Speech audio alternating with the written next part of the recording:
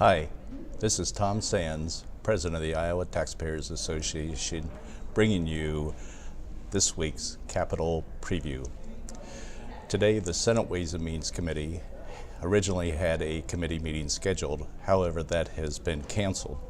The House Ways and Means Committee is scheduled to meet at 2 o'clock this afternoon to take up House File 425, which deals with what we know as the SAVE bill, or to extend Iowa's sales and use tax at the current level of 6%.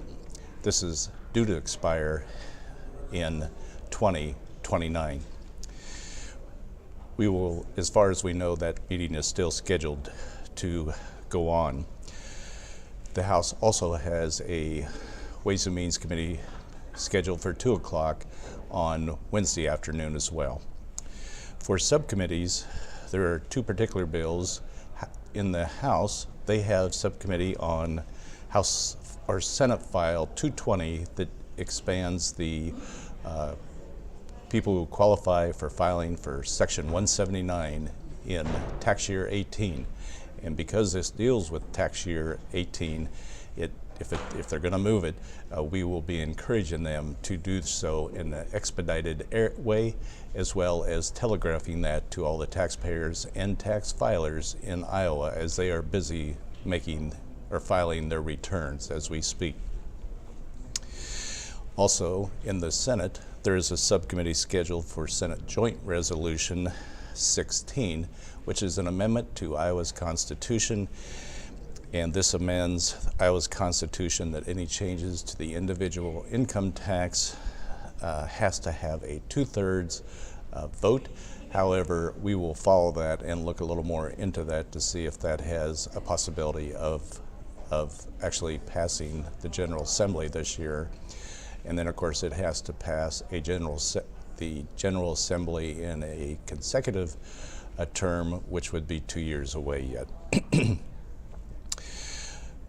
One of the bills that I want to talk to you about a little bit this morning, and I guess first of all, I told all of you we had a guest this morning, Representative Winschittel, the Speaker Pro Tem here in the Iowa House.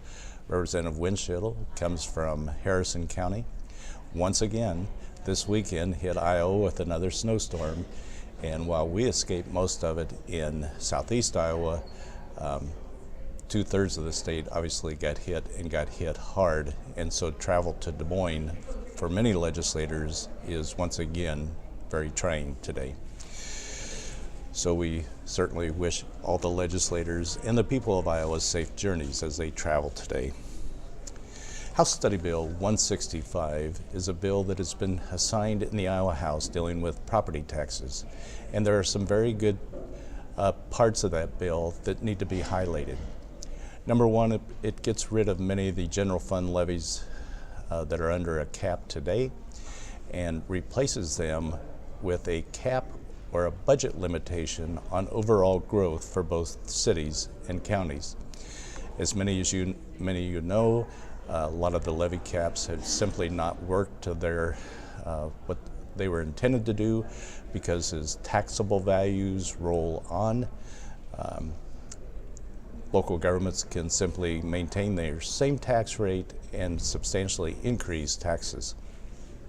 This bill would obviously limit that budget growth, which would do a better job of controlling growth to what the ability for taxpayers to pay. It ties it to an index. That index they have chosen in the bill is the median income or household income in the Midwest, determined by the St. Louis Federal Reserve. There is some talk about changing that to more the Iowa median family income that would still be determined by the Federal Reserve. However, it isn't so important it is important to pick the right index, but what the bill is lacking at a particular time is an overall cap. While it protects local governments for economic times of downfalls, it does not protect property taxpayers in substantial booming times when the household income might jump by several percentage points. And this needs to be corrected. There should be some type of overall cap. The other thing that not all caps in the general fund are included. And so if they are not going to be included in this particular budget limitation, there should be some type of limit on their growth as well. Or at least, at the very least, local governments should actually physically take a vote on whether they believe and why they believe taxes should be raised. Not tax rates, but taxes on property taxpayers. That brings a lot more transparency into the present process that we have. Presently, there is not a subcommittee scheduled for House Study Bill 165, but we will be following that through the process and involved very deeply in making sure it offers all the possible property taxpayer protections that they deserve. Thank you once again for joining us this week in ITA's Capitol Preview. Stay tuned for next week, and we won't announce any guests until next Monday when we release the video, and maybe we can find a weekend where we actually escape an Iowa winter storm. Have a good week, safe travels, and we'll see you right here next week.